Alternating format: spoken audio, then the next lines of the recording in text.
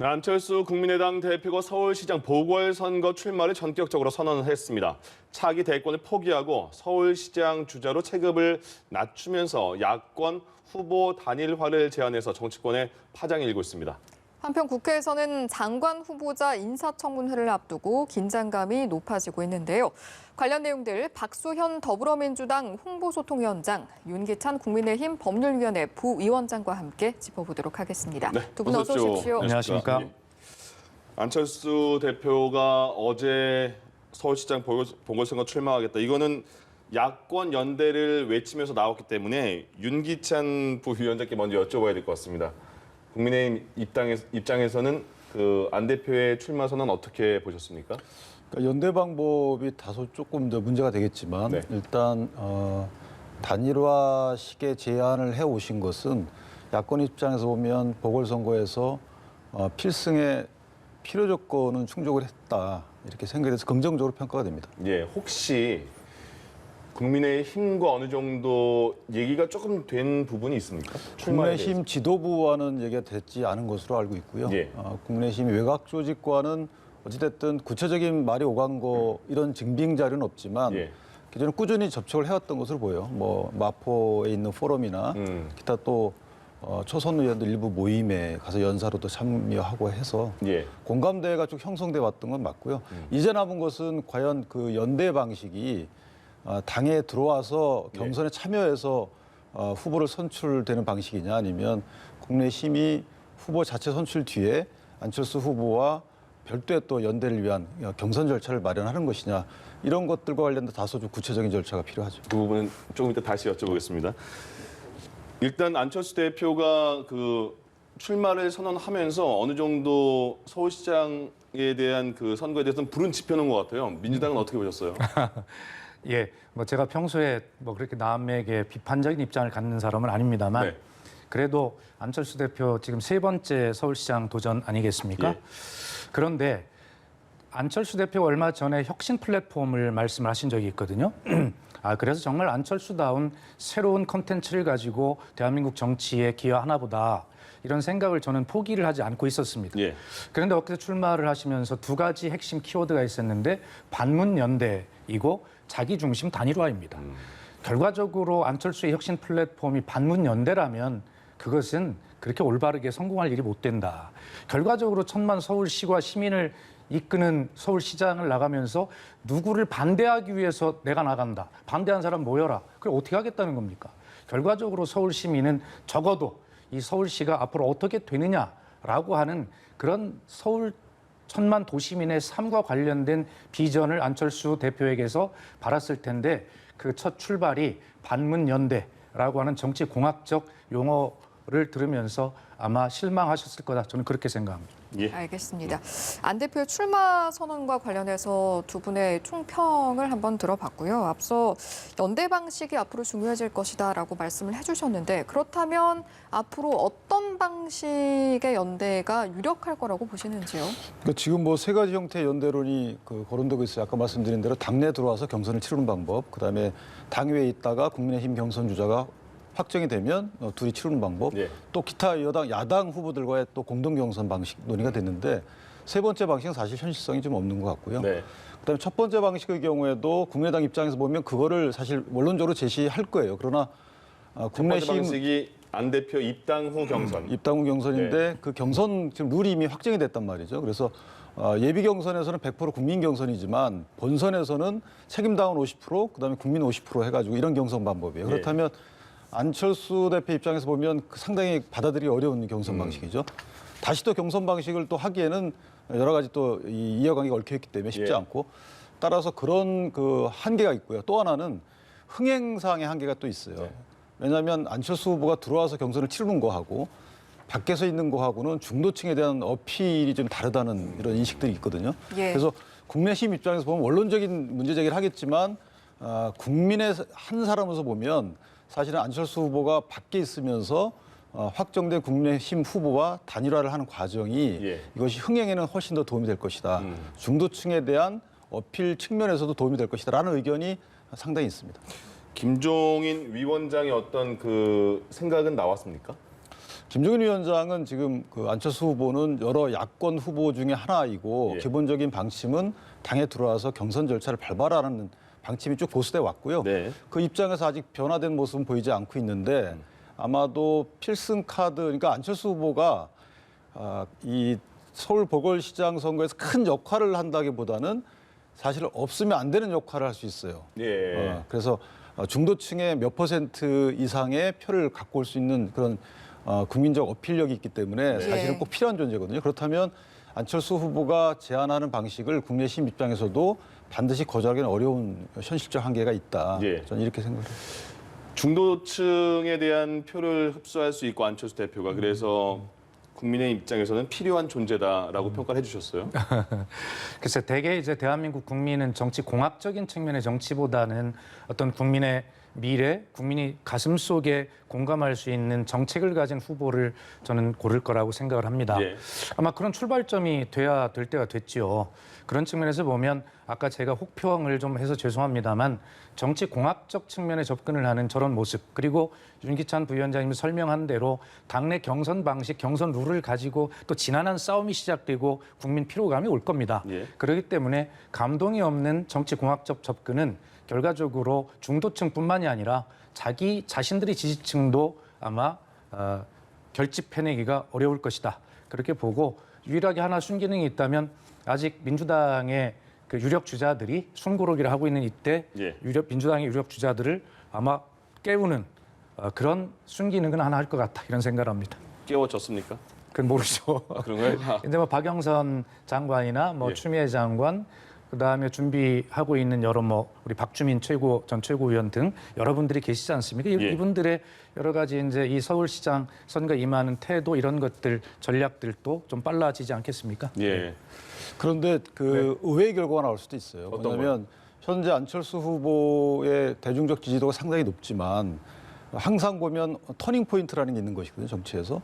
그래서 국민의힘에서 의회 후보가 결선에 진출하고 안철수 후보를 만약에 이긴다면 예. 또 상당한 새로운 리더가 나타날 수 있는 이런 정치 환경이 조성이 될 수 있거든요. 예. 그래서 안철수 후보가 반드시 이 그 야권 단일화 과정에서 승리한다라는 단정적인 어떤 결과를 두고 평가할 것이 아니고 예. 이것이 새로운 또 정치 환경을 조성하는 하나의 계기가 될 수 있다. 이런 측면에서 보면 국민의힘 입장에서 전향적인 결정을 할 필요가 있다. 이렇게 보고요. 더불어서 여권의 서울시 보궐선거 후보도 거물급이 나올 수 있는 그런 환경이 조성됐다. 예. 그래서 아마 정세균 총리 분도 많이 거론이 되고 있고 네. 그래서 의회 인물들끼리의 그 대결이 돼서 대한민국 정치 발전에 기여할 수도 있는 계기가 될 수도 있다고 생각합니다. 일단 말씀하신 것처럼 안철수 대표가 그 출마를 선언하면서 경선 방식이 제일 문제일 것 같아요. 안철수 대표는 당연히 그 국민의힘에서 마지막 결선 주자와 붙고 싶어 할 테고, 근데 지금 보도를 보니까요, 국민의힘 내부에서 의원들 간의 얘기도 많이 나오던데요. 그 의견이 분분한 게요. 정리가 어떻게 될지. 지금 어쨌든 예. 출마 선언하신 분들도 많고요. 네네. 또 출마 선언 여부를 고민하신 분들도 대선 주자급에서 상당히 몇 분 계신단 말이에요. 예. 그분들은 아마 이 안철수 후보의 의사 표현 때문에 고민이 더 커질 것 같고 또 하나는 이 경선 방식은 사실은 그 당내에서는 중요하지만 결국 안철수 후보의 의사를 무시할 수 있는 경선 방식으로다가는 이 결론이 나지 않을 것 같다. 그래서 저는 개인적으로 안철수 후보가 원할 100% 국민 경선의 방식으로 되지 않을까. 만약 그렇게 간다면. 그리고 그 방식으로 흥행을 촉구하는 이 방법도 당내에서는 무시하기 힘들다. 저는 이렇게 생각합니다. 예. 알겠습니다. 저희가 이제 중간중간 유력 그 출마 후보들의 움직임이 어떻게 될지도 두 분께서 말씀을 해주고 계신데 야권의 나경원 전 의원 또는 오세훈 전 서울시장이 본격적으로 움직일 가능성에 대해서는 어떻게 전망을 하시는지요? 아마 나경원 의원께서는 뜻은 당연히 있으시죠. 네. 그런데 아마 아들에 관련된 그 기소 여부가 결정이 안 된 걸로 저는 그렇게 알고 있어서 그 부분이 본인이 좀 고민하거나 이런 그 요소로 작용할 것 같고요. 오세훈 후보의 경우에는 경선 방식에 상당히 그 민감하지 않나라는 생각이 들어요. 예를 들면 뭐 추대를 원하거나 이건 제 추측입니다. 이런 식으로 경선 방식과 왜냐하면 이번에 1년짜리 이제 임기의 예. 보궐선거고 여기서 만약에 그 대선 주자급인데 출마 선언했다가 경선에서 잘 안 되면 정치 행로가 상당히 어려워지거든요. 이런 측면에서 보면 신진 세력보다는 사실은 대선 주자급이 출마 여부를 발표하기가 상당히 더 어렵다. 더군다나 이번에 안철수 후보가 저렇게 먼저 발표를 했기 때문에 사실은 저는 개인적으로 두 대선 주자급은 출마 선언이 상당히 더 어려워진 게 아닌가라는 개인적인 전망을 하고 있습니다. 예. 민주당 같은 경우에는 지금 우상호 의원은 출마 선언을 미리 했고요. 네. 그다음에 거론되는 분이 박영선 장관, 그다음에 박주민 의원, 그다음에 추미애 장관까지도 얘기가 나오는 것 같은데 뭐 맞습니까? 글쎄 뭐 본인 다 개인들이 지금 현재 장관직을 수행하고 공직에 있다 하더라도 예. 기본적으로 정치인 아니겠습니까? 네. 자기 자신의 정치적 진로에 관해서 본인이 어떤 생각을 하고 있는지 알 길은 없습니다. 예. 왜냐하면 내년 4월에 재보궐 선거도 있고 또 그 이듬해 뭐 대통령 선거도 있지 않습니까? 다 거기에 뭐 적합한 어떤 그 역할을 할 수 있는 능력을 갖고 있는 분들이기 때문에 본인의 정치적 스탠스를 어떻게 갖고 가느냐 뭐 거기다 달려 있겠죠. 예. 예. 그러나 하여튼 내년 서울시장 재보궐 선거가 굉장히 역동적이고 또 재미있게 이렇게 판이 짜질 거다라고 예. 하는 건 틀림없어 보입니다. 그러면 제가 언급한 요 몇 분 말고 또 거론되는 내부에 그 인물이 있습니까? 당연히 있겠죠. 누군지는 아직 아니고요. 예, 그렇습니다. 알겠습니다. 예. 알겠습니다. 예.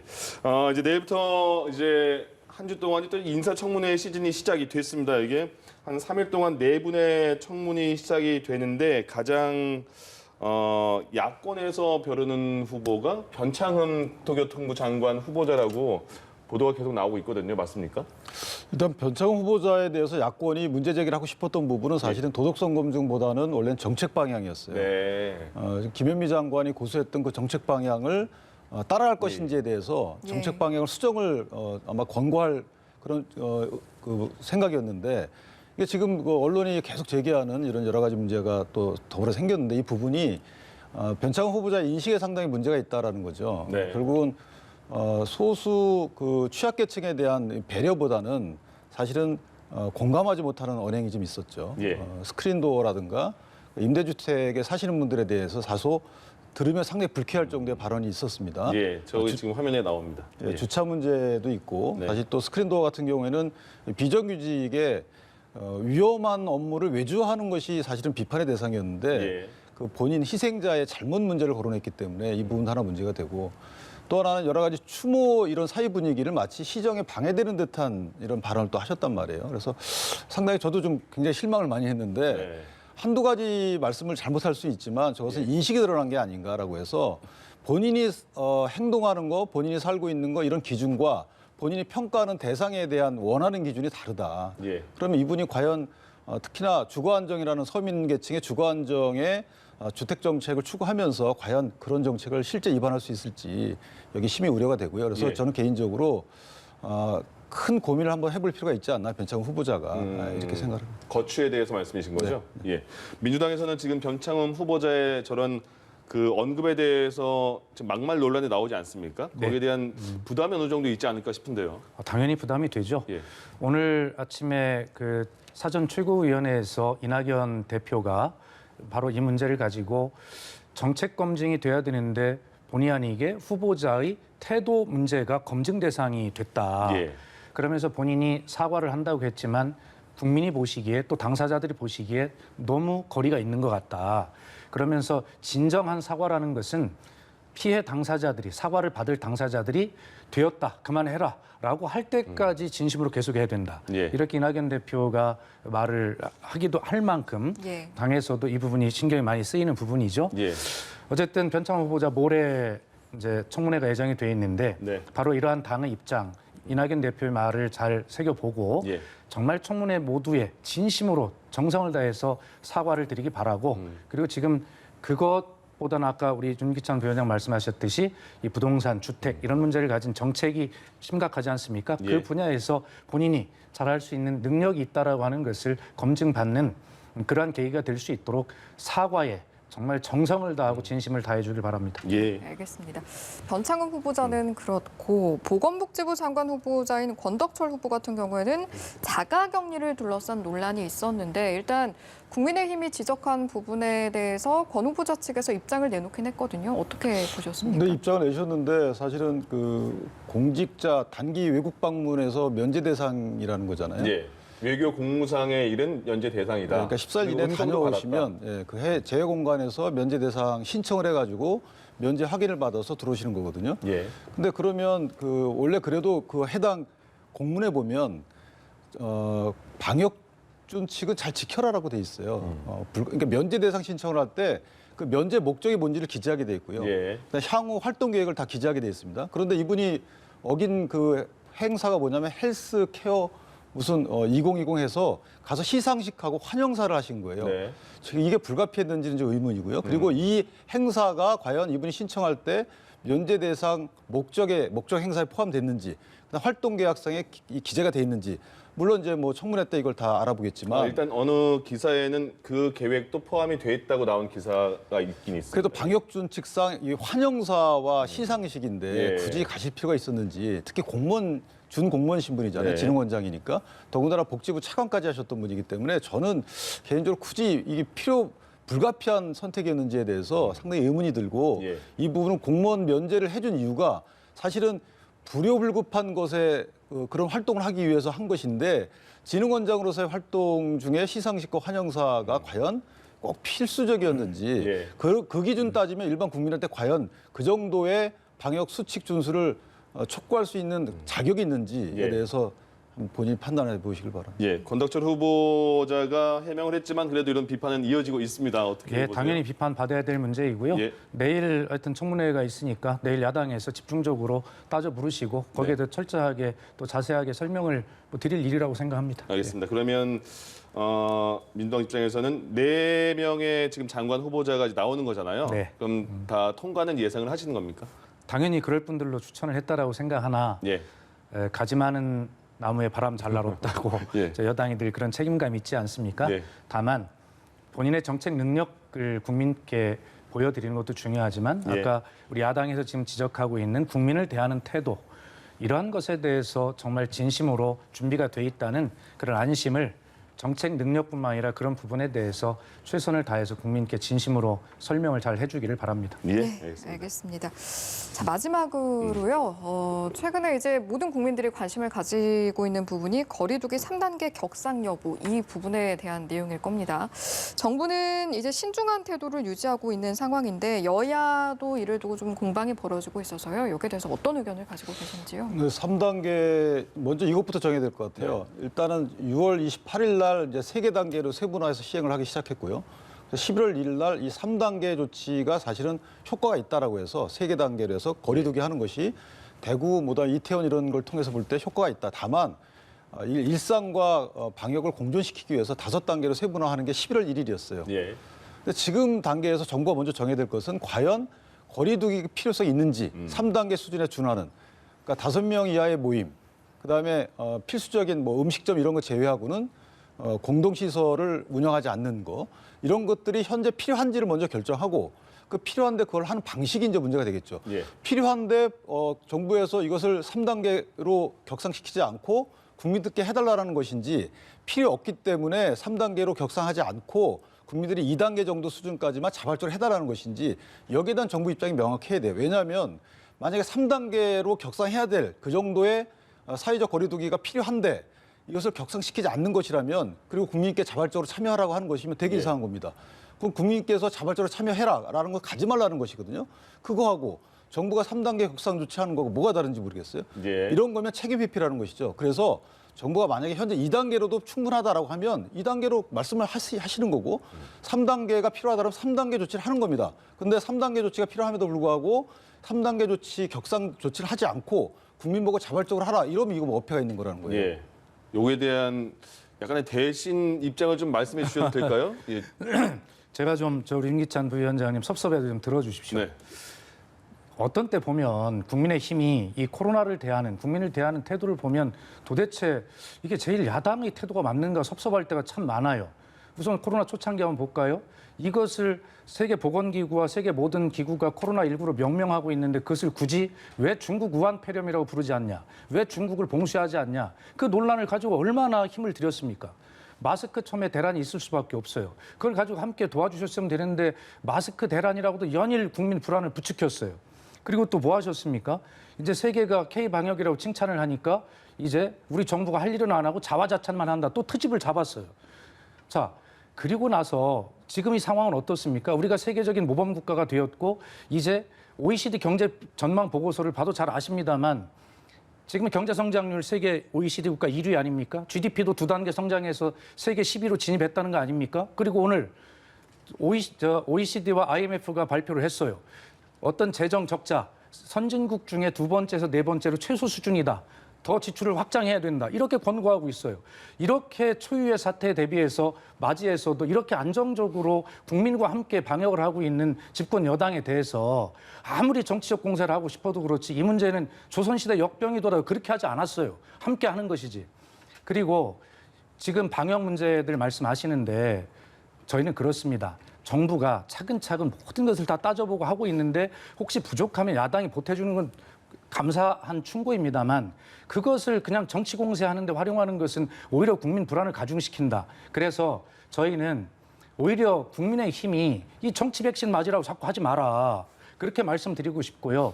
어쨌든 야당이 그런 공세가 있어도 저희는 집권당으로서 정치 백신이 아니라 국민이 70%가 우리는 안전을 확보한 다음에 확인한 다음에 맞겠다 의견이 그렇지 않습니까? 이제는 차근차근 계획대로 정치 백신이 아니라 안전 백신을 국민에게 맞춰드리기 위해서 최선을 다할 테니까 예. 우리 국민의힘에서도 좀 함께 도와주시라는 부탁의 말씀을 드립니다. 서운한 말씀을 하셨으니까 한 말씀 들어야겠는데요. 예.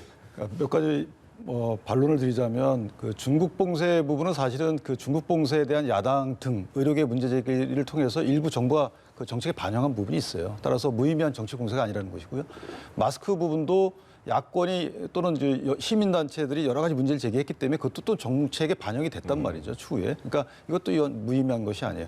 백신 부분도 마찬가지예요. 백신 부분도 물론 경제적 성과와 같고 방역의 실패가 덮어지는 건 아니에요. 물론 그것은 정부의 정책 선택의 문제였죠. 그러나 방역적인 측면에서도 병행해서 할 수 있었던 부분이 있었다는 거죠. 예를 들면 지금 백신 TF가 생긴 게 5월 달입니다. 그 이후에 전혀 가동이 안 되다가 총리께서는 이제 7월, 8월 가동됐다고 말씀 주시는데 어쨌든 11월 달에 비로소 백신과 관련된 그 계약을 서둘러 추진했단 말이죠. 예. 이런 것들에 대한 야당의 문제 제기를 정부에서는 이것을 정치 공세로 받아들여 섭섭하게 생각하기보다는 하나의 계기로 삼아야 된다. 그중에 일부는 섭섭한 말은 가려듣고 해서 실제 문제 제기가 어떻게 반영되는지. 예를 들면 지금 문제 제기하는 것 중에 핵심 뭐겠습니까? 백신을 빨리 확보하자는 겁니다.